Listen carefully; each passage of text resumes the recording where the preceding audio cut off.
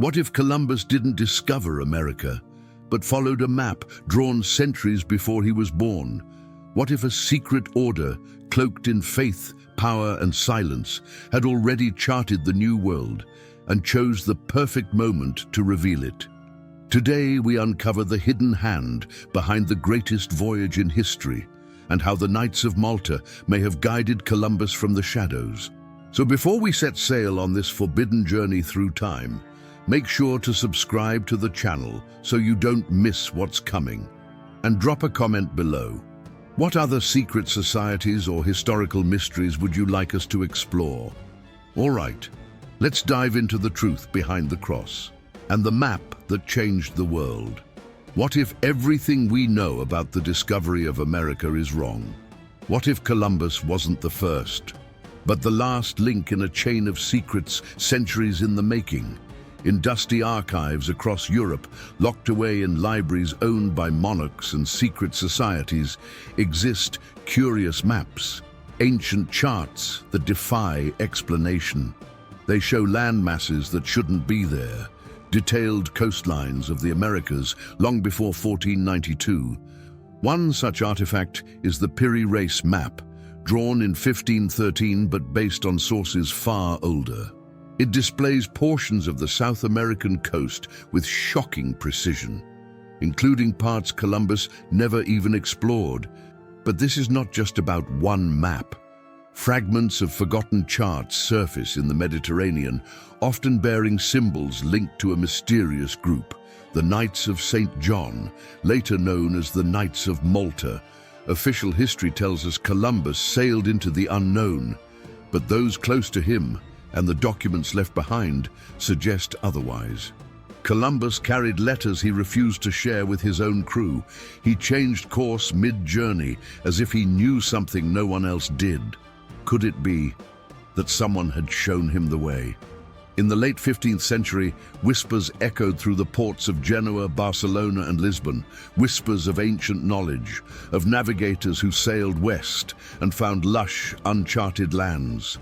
These weren't sailors driven by chance. They were guided by something deeper, something guarded. Enter the Knights of Malta, a holy order with access to restricted knowledge, relics, and networks of informants spread across empires. Their galleys crisscrossed the Mediterranean, not just to fight, but to carry secrets. Secrets that might have included knowledge of lands far beyond the horizon. So the question emerges: did Columbus discover the New World, or did he simply follow a trail that had been laid centuries before? They wore black cloaks, emblazoned with white crosses. To some, they were saviors, protectors of the Christian world. To others, they were shadowy figures, guarding knowledge no one was supposed to possess.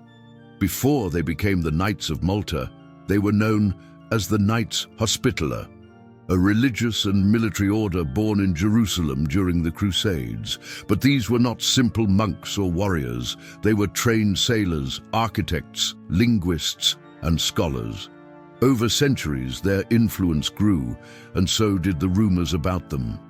By the late Middle Ages, the Knights had evolved far beyond their crusading origins. After being expelled from the Holy Land, they moved first to Cyprus, then to Rhodes, and eventually to Malta, a strategic island fortress in the heart of the Mediterranean. From there, they watched the world shift around them, and they recorded everything. They weren't just fighting pirates or defending pilgrims. Behind the scenes, they operated like an elite intelligence network. Their ships traveled further than most Christian fleets. Their archives, according to whispers, held forbidden texts, maps copied from ancient sources, star charts from the East, and documents seized during centuries of war and conquest. But perhaps the most overlooked aspect of their power was silence. Unlike other orders that craved glory, the Knights of Malta thrived in secrecy. They left little behind, spoke through symbols, and operated under the protection of the Church, with complete autonomy. Historians often forget that Malta was more than a military base. It was a vault, a crossroads of civilizations, ideas, and knowledge, The knights maintained close ties with the Vatican, the Spanish crown, and merchants in Venice and Genoa. They knew things most men never would.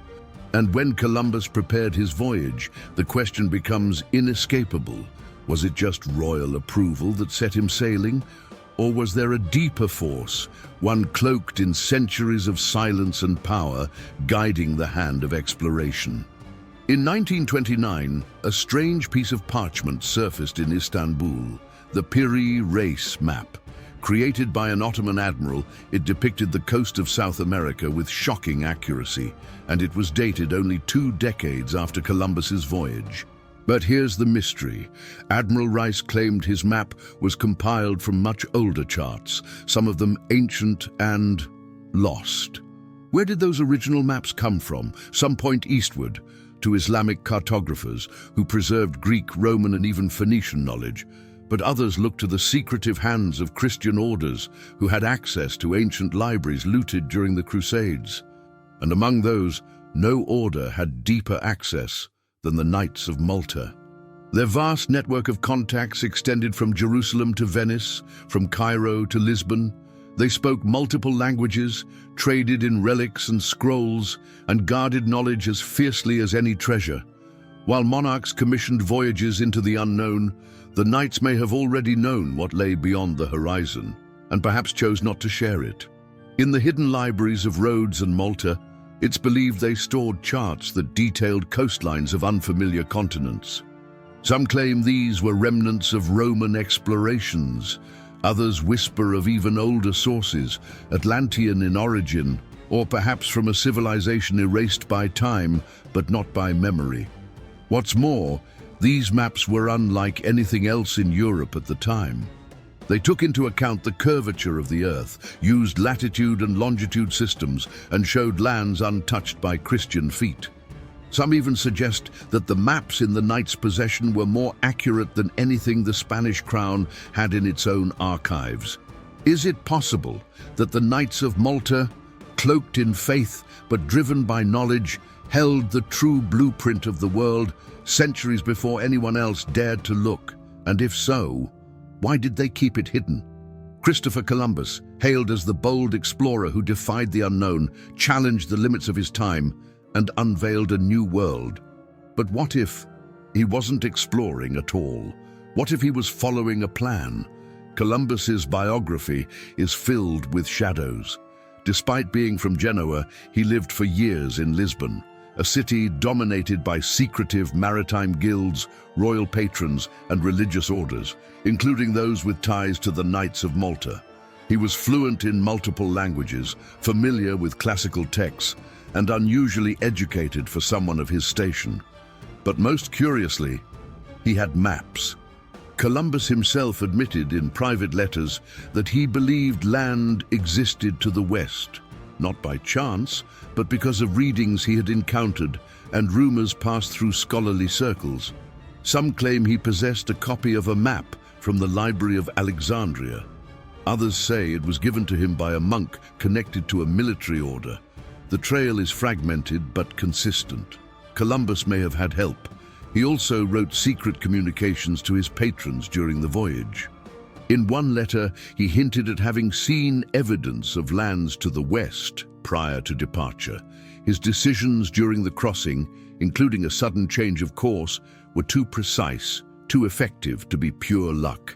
It was as if he knew exactly where to go. And then there's the symbol. The red cross painted on the sails of his ships wasn't merely decorative. That cross, with flared arms, resembles the emblem of the Order of Christ, the Portuguese successor to the Knights Templar, and strikingly close to the Maltese cross itself. Could this be a subtle signal of who really sponsored the voyage? When you piece together the quiet patronage, the mysterious maps, and the access to forbidden knowledge, one chilling possibility emerges. Columbus may not have discovered the new world. He may have been sent there. A red cross on a white sail. To most, it was a sign of faith, of Christian conquest. But for those who understood the ancient language of symbols, it meant something far more calculated. That cross was a code. Throughout the Age of Discovery, The Red Cross appeared on ships not just under Columbus, but on vessels funded by Portuguese and Spanish monarchs. These weren't just symbols of Christendom, they were marks of sacred military orders, and among the most powerful were the Knights of Malta. Their influence wasn't loud, it was meticulous. They had allies in royal courts, positions in maritime councils, and deep ties to the Order of Christ, a Portuguese order that absorbed the wealth and members of the Templars after their dissolution. These orders, while officially separate, shared a hidden network, a legacy of secret knowledge, coded maps, and quiet power. The Knights of Malta had long-standing relationships with the monarchies of Europe. They provided protection for fleets, coordinated intelligence through port cities, and advised on navigation. But their greatest power was subtle. They knew what others didn't. On Columbus's ships, the Red Cross that decorated the sails was not the same as the standard Christian cross. It bore sharp arms, geometric precision, resembling the Maltese cross worn by the Knights. Was this a coincidence? Or a declaration? In Malta, archives contain letters and ledgers referencing donations made to exploratory expeditions, including those that align suspiciously with Columbus's voyage. One Maltese document refers cryptically to supporting the journey to the hidden land across the sea. Historians have often dismissed these links as speculative, but the pattern is too precise to ignore. The ships, the symbols, the routes, the secrecy, all point to a guiding hand not recorded in official chronicles. And if the Red Cross was not just a banner of faith, then the Age of Discovery wasn't just about exploration.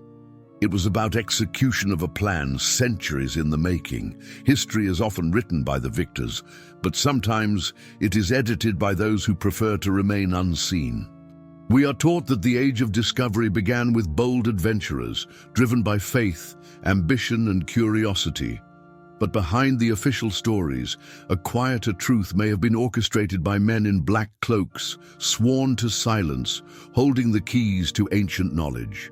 The Knights of Malta never claimed credit. They didn't seek glory in textbooks or monuments.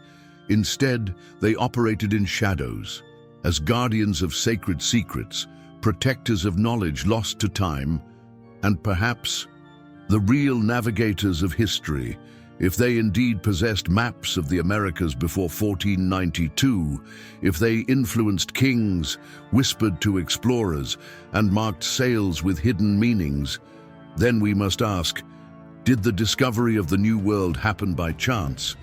Or was it the final step in a plan that began long before the world was ready? It changes everything. Columbus may have been the hand that signed the page, but the ink was mixed centuries earlier by orders that moved quietly beneath the tide of war, religion, and empire. The Knights of Malta, with their command of ships, maps, languages, and alliances, were perfectly positioned to shape the course of exploration, without ever stepping into the spotlight. And perhaps that was the point all along, because true power doesn't announce itself. It influences history without ever needing to be remembered by it. Thank you for watching until the end. If you enjoyed this video and you're passionate about this kind of content, subscribe to the channel so you don't miss the upcoming videos and discover more fascinating stories. See you in the next video.